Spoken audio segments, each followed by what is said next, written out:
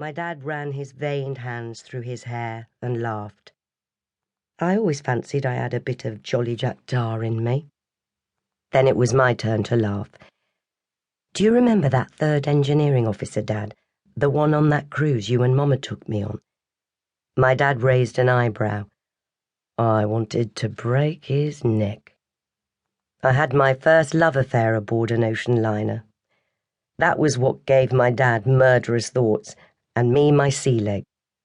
The day Dad found out, a southeasterly gale was blowing a force 10, and the propeller came out of the water, sending a momentous vibration all the way through the ship. I was down below the waterline when it happened, looking for my third engineer to tell him to keep out of my father's way. It was tempestuous down there.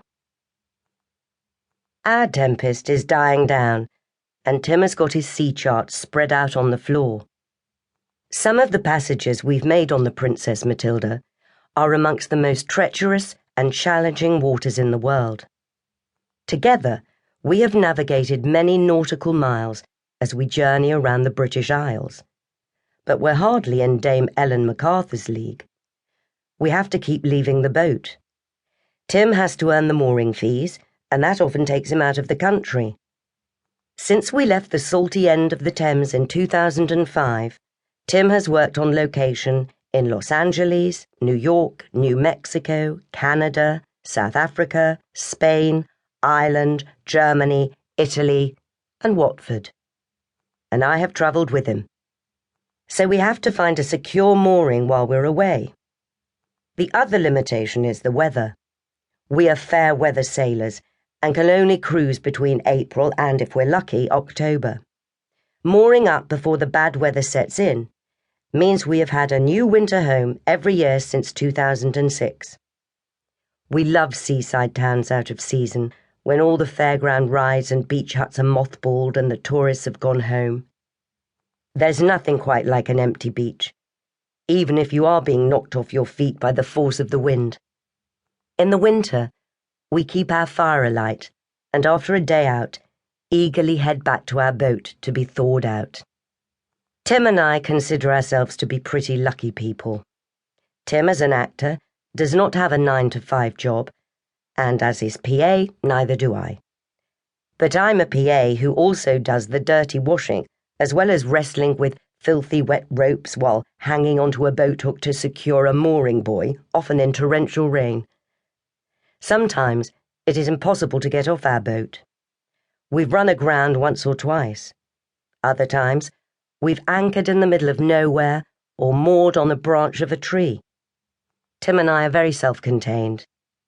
Even though we've been married for almost 30 years, we still enjoy each other's company. We can measure our married life together in 2 ways: before we had a boat and after we had a boat. Back in 1997, we got our first boat, Cassian. She was past her prime, an old rust bucket, otherwise known as a narrowboat. I think my dad and his grandfather, the journeyman, would have recognised Cassian as a coal barge with a roof and windows. We bought this particular boat because our youngest daughter, Sadie, thought the red upholstery was pretty, and our son, Rafe, was excited about the bunk bed in the back cabin. Tim and I loved the little saloon with the L-shaped fitted sofa that pulled out to make a double bed. Our eldest daughter, Pascal, was a teenager and had other fish to fry. We cherished that boat, for it helped my husband in his long, slow journey back to health. It was a very slow boat, because 4 miles an hour is the speed limit on a canal. So in a way, Tim's recovery mirrored its sluggish progress up and down the Grand Union Canal, the main artery of Britain's inland waterways. I suppose we can also measure our married life together another way. Before and after Tim being diagnosed with acute myelogenous leukaemia. The 8th of May 1996 is a date seared into my brain. This was when Tim was told he had days to live. That is what acute means. Leukemia is a blood disorder, and he spent over 3 months in protective isolation. While he was being treated with aggressive chemotherapy,